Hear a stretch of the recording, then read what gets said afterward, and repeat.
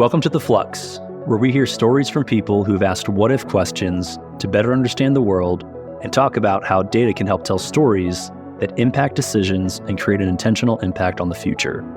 This is your host, John Cordier, CEO at Epistemics. In a world where the flux capacitor from Back to the Future does not yet exist, people have to make difficult decisions without always knowing how the future will play out. Our guests are people who've taken risks, made decisions when uncertainty was high, and who have assisted decision makers by using data and models. We hope you can turn lessons from our podcast into foresight so you or your organization can make better decisions and create an intentional impact for others. Hey there, welcome to another episode of The Flux. Today we're on with Hamdi Kavak.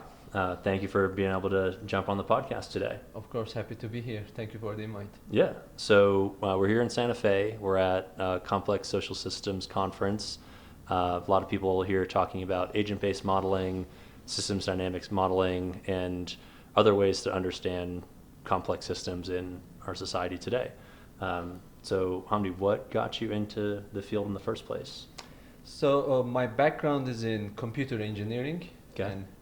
And that was my undergrad degree, and I did lots of programming there. So I worked as a software engineer in the past. Okay. And when I moved to the US for education, I wanted to venture into a new field. Okay. And in this case, I picked a school that was like unique in that aspect. And I studied in my master's and PhD at Old Dominion University in the Department of Modeling and Simulation. Okay.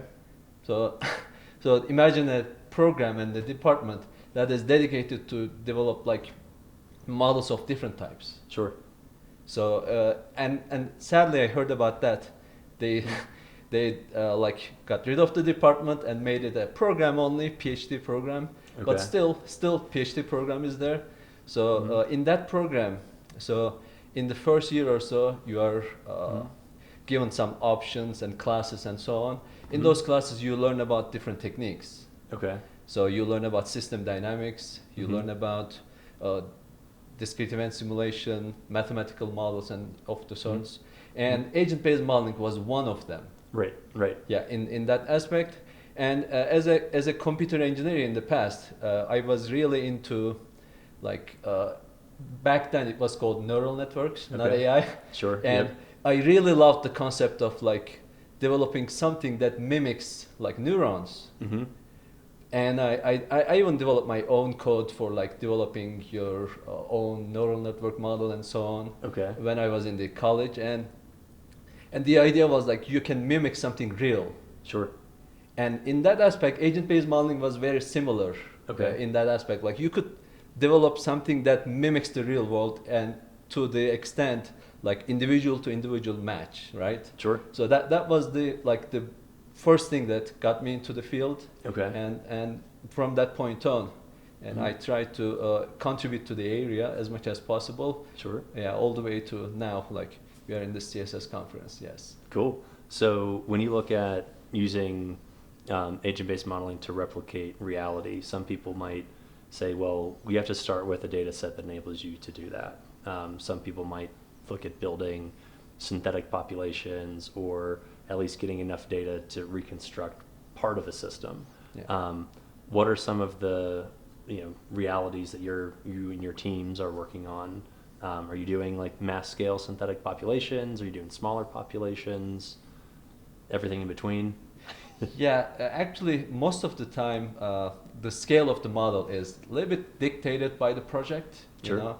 So we have done a project for DARPA, and that was the ground truth program of DARPA, and they had also another program, Social Sim, back I think it was 2016, 19 timeframe, and they ended up cutting all the like social science related to ABM after that. I don't know if it was our performance or something else going on, but in that aspect, like the DARPA model we developed was asking us to develop up to like 10,000 agents or so. Okay. So the scale dictated by the program in that case. And when you have a simulation that is like only up to like 10,000 agents or so, you can build lots of detailed agent behavior and so on. So it's easier. But now we are working on a different project funded by IARPA, and the initial simulation was like 10,000 agents. That was the first one, but now we are scaling up to 30 million. Okay, nice. And in that case, like we have to start with a synthetic population. Sure. And in that respect, like we have to make every single decision that we make very carefully. Right. Because imagine like now our current scale is like around 2 million agents, and it's a mobility model for the entire city or metropolitan area. Okay. Yep. And in that case, it's really difficult to add new complexity into the model because every single complexity is increasing the runtime, and all of a sudden you could be running a simulation, and next edition it's stuck. Right. Right. So I think that would be one of the challenges, like what type of like what detail you want to add to the model versus like what scale you have in the model. Sure. And it's always a trade-off, as you know, in the modeling community. Absolutely. So when you look at aspects of agent-based modeling compared to other areas of computer science and analytics like machine learning, people might talk like neural nets, large language models, what are some things that you felt has held agent-based modeling back that the community's now overcoming that sets up agent-based modeling to flourish a bit more? Well, that's a good question. So I think if we go with the AI machine learning realm, I think the biggest innovation came from the companies who were part of this movement. Like back in 2008, Google came up with the big data, Hadoop stuff, Sure. Yep. And then we had this ImageNet and other developments like pushed by the companies a lot, like big companies, Google, Amazon, like, Facebook and so on. So I think the push from the companies made them mainstream now. Sure. And they became an everyday product, Sure. Now, like, I don't know anyone who doesn't use ChatGPT, for instance. Sure. And in that respect, I think the push came from the companies, and there was a big demand, and it made them very popular. But we haven't had that chance for ABMs yet. Sure. Yeah, even like, I think it was like 8 years ago, or maybe a little bit older than that, we tried to set up a company actually. Okay. To run the models on the cloud. Sure. And without people needing to install any software. Sure. But it requires a lot of investment, so we ended up like not publicizing the company and like backed off from that. But I think we need somehow like companies with some investment on this field, and then it's gonna skyrocket. I mean, we had this case of the Spatial OS, the company from the England. Yep. And they have somehow like some problems as well, even though they received lots of money in the beginning, but it didn't do well in that case. But I think we need new initiatives, and do we have those initiatives? I mean, your company is one of them, trying to push the barriers, but I think we have a long way to go, and the reception from the customers are a little bit hesitant because they're more used to like traditional tools like discrete event simulation and system dynamics models because they had been around a lot longer. And there's a larger community and so on. But I'm still positive. Like, and another aspect I would say is that like if we start integrating machine learning, data mining aspects into the model, and actually that was my dissertation back in the days as well. Cool. So I combined machine learning with ABMs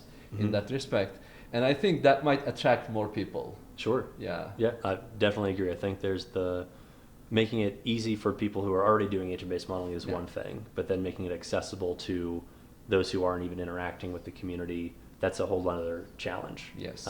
One of the reasons why we're on the podcast, trying to welcome more people to say agent-based modeling, it is approachable.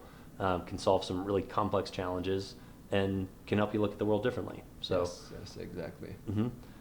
When you look at some challenges or the types of questions that agent-based modeling is really well suited for compared to maybe an ML regression-based approach or a neural net, like is there a suite of problems where you'd say agent-based modeling is the right tool to use?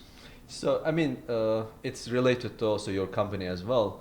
The like if you have something like what if aspects in models, like you want to explore different scenarios that doesn't exist in the real world. Mm-hmm. Most of the time, you can't use machine learning for that because data does not exist. Sure. So that's an imaginary scenario, and agent-based models are perfect for exploring scenarios that does not exist. Right. I think that would be the aspect that I think agent-based models are very popular, and that's why we saw a surge of agent-based models during the COVID pandemic. Right. Right. Right. Because we didn't know what will happen next month. Sure. Right.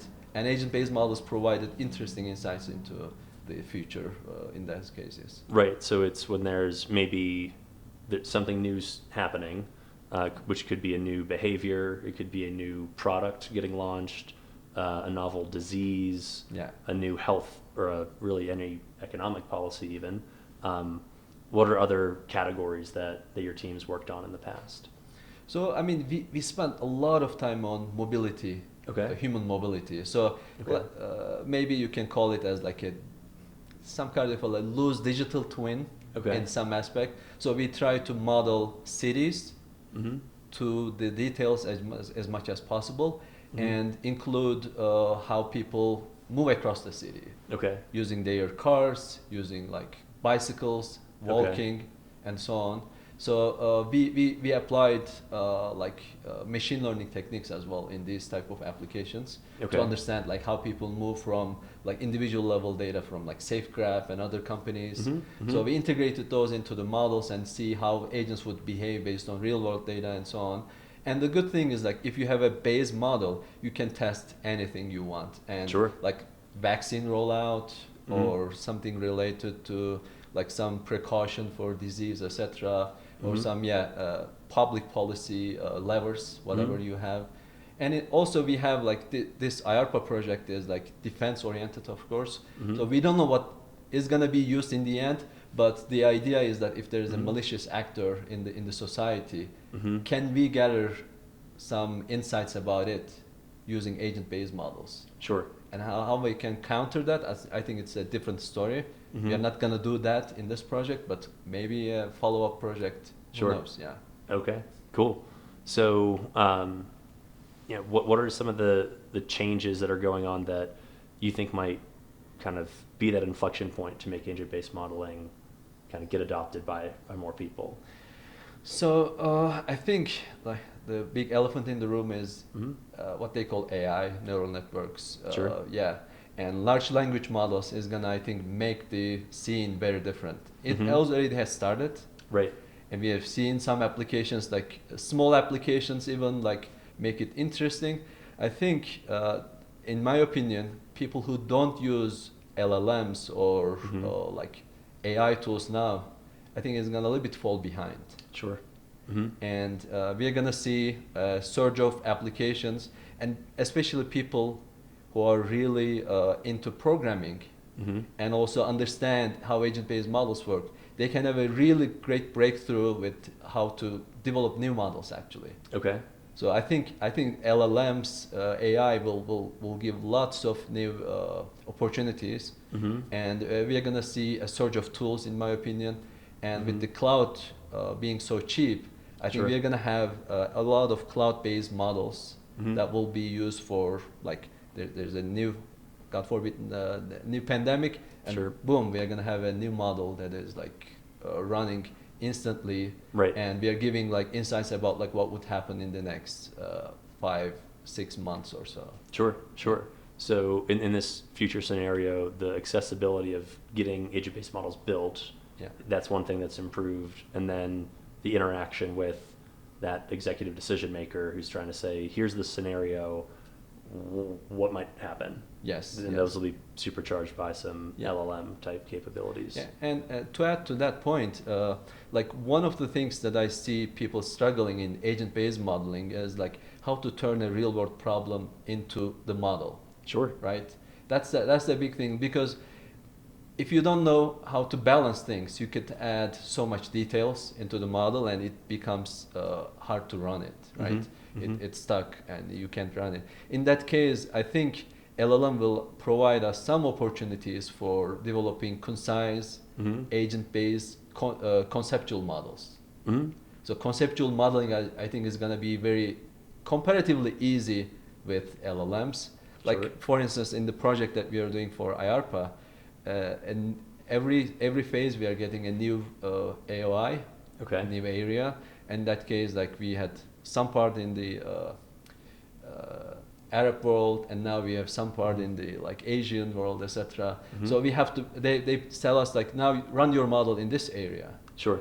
And sometimes that area has a different language than English, and most of the times actually they have a different language than English. And in that case, like, you need either an expert on that area, or you use LLMs that gives you a lot of information that you can't imagine. So I think one aspect is also like applying the agent-based models to different areas with relative ease using LLMs. I think is going to be an interesting aspect in the future. Cool. So some of the people who tune into this podcast, new to agent-based modeling, might not be technical. How do you describe like the value of agent-based modeling or simulation to people who might be new to the field? We use comparisons sometimes to, it's like the game SimCity, but for real. And if you've heard of the book by Malcolm Gladwell called The Tipping Point, you're trying to look at these emerging effects across a population. Agent-based modeling helps you, better understand those phenomena. Sometimes you can apply data to it to validate. What are some of the ways that you kind of welcome people who are not engaging with the community to say, yeah, sure, I'll take a bet on an APM? I think, as I said, the one aspect that would be really helpful to highlight is the what if scenarios aspect. Okay. I think I would start with that. And if the person is not technical, I would highly recommend starting with NetLogo initially. NetLogo is a tool that is very tuned to people who are starting agent-based modeling, right? And in that case, they have a library like models library, and it has tons of models, and it will give you an idea about, even if you don't know about like coding, if you are not into programming, etc., it will give you good ideas about like how the model works and what type of results you get. And the documentation is really good in NetLogo. And I think that would be a good starting point for agent-based modeling. But if you are serious in agent-based modeling, like meaning I want to use this to solve real-world problems, digital twin, whatever, I would look at NetLogo initially, but with the idea that I'm going to grow out of this and then to the next tool. Whatever that next tool is going to be based on your capability. If you are into, let's say, Java world, I think Repass could be a good way to start. And one aspect that we are now experiencing the benefits of using Repass in this project is like they came up with something called Repass for Pi. So you can develop a model using Python, which is a very common tool now, one of the most popular programming languages, and you can scale it. You can run it on the clusters, and you can run like very extreme case of models with a lot of details in a cluster environment. So that could be one option. The other option would be Mesa. And but just to be mindful, like Mesa is really good, but it's an open source tool. So open source tool means that you could get a bug at some point in the process and don't get frustrated about that. And that's very common in open source software. I mean, I heard that. I didn't use Repass in the past, but I heard that Repass was like that back in the days, the Java version. But now they grow into a version that is quite robust. And you can use it for production type of purposes and so on. So cool. I think that would be my 2 cents. Nice. So one of the things that we look at in these what if scenarios, so the name of the podcast is called The Flux, named after the flux capacitor from the movie Back to the Future. So in thinking about what if scenarios, if you could rewind the clock for a historical world event and say, if we only had the simulation capabilities that we do today, and we're able to better understand future outcomes of this, what would be one of those what the flux type moments for you? Let me get some water.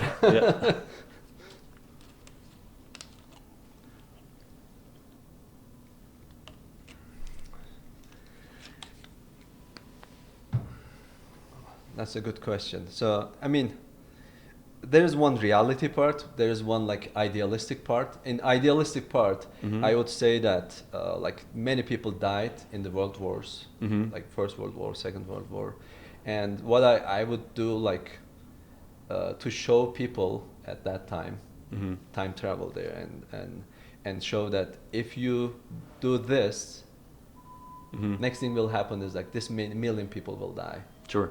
And that would be one aspect coming to my mind. But I mean, thinking about the reality during COVID, like initial times, you remember back in the 2020, like February, March time frame, when I saw, I think it was like January, when I saw the parameters that they estimated from the ship from Yep. and in that case, like I was scared because like it was too big, like it was 2.6 or something for the disease spread, and that would mean like everybody will get sick based on that number eventually.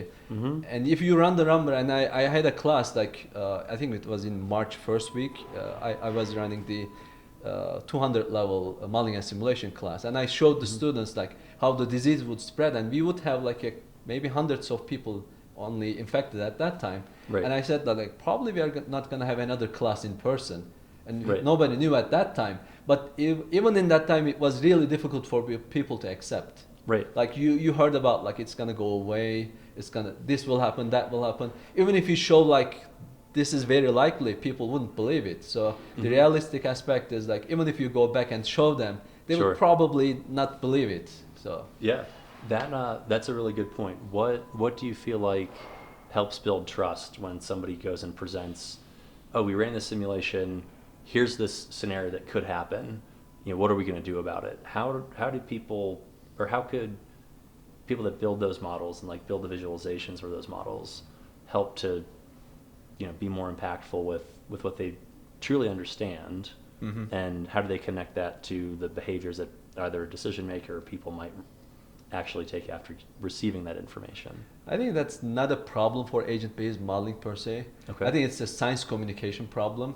Okay, So sure. we have the gap of like scientific knowledge and how it's distributed and how the people perceive it, right? Sure. Yeah. So I think we need lots of volunteers who understand scientific studies in some respect, or maybe some sort of like they get training on understanding what the papers say, etc., and then they distribute to the everyday people in a way that is understandable. And that's Sure. a big science challenge we have. Definitely. And like in our university, we have something called Galilei Cafe. Okay. So we have events like community can join free, like they can come and see like what research means for them. And I think we need more of those podcasts like this and like YouTube programs and so on. I think it's a matter of time, but even like you provide the most realistic model or the visualization that is like super duper clear, some people are gonna reject. We have to accept it. Like it happens with the climate change as well. Even though you show like certain aspects like very alarming, some Right. people deny it, and we have to be like we have to understand that that's gonna be the case. Sure. But we should start with I think schools, Sure. kids. I think that they're gonna be the next ones that we have to make sure that they understand whatever science says doesn't mean that 100% true, but we have to pay attention to that, right? Sure. Yeah. The more sort of understanding of the scientific method early on in ways that students can like really engage with, very, very important. Well, final question, Sure. or final thing for you to comment on. What makes you optimistic about being here in Santa Fe with this group of people? I think Santa Fe, first of all, like I'm pleasantly surprised. Like I'm not into like small cities per se, but this city is like different. I would say like very artistic, very unique in that aspect. And I get to meet with people in this conference, the CSS conference, and this is my first attendance here. So I'm very happy with being alongside people who are very influential in this area. And from the conference itself, I really like the aspect that is like it is like single track. So you get to see every single presentation, and you get to interact with people during the buffets and other stuff, you know. Mhm. So I think we should advertise this more. Sure. To be honest, like Yeah. I'm saying, like every single year I say like maybe I should go this year, but after seeing this conference, like how Mhm. good it was in terms of like catching up with people and with Mhm. what is going on in the academia and also in the industry as well. Yep. I think we should advertise this conference a lot more and attract Mhm. more people all across the U.S. and Americas. Cool. Well, Hamdi, I'm glad you took the time to step out from the conference and Sure. hop on the podcast. Sure. Thank you for having me. Have a wonderful day. Yeah, absolutely.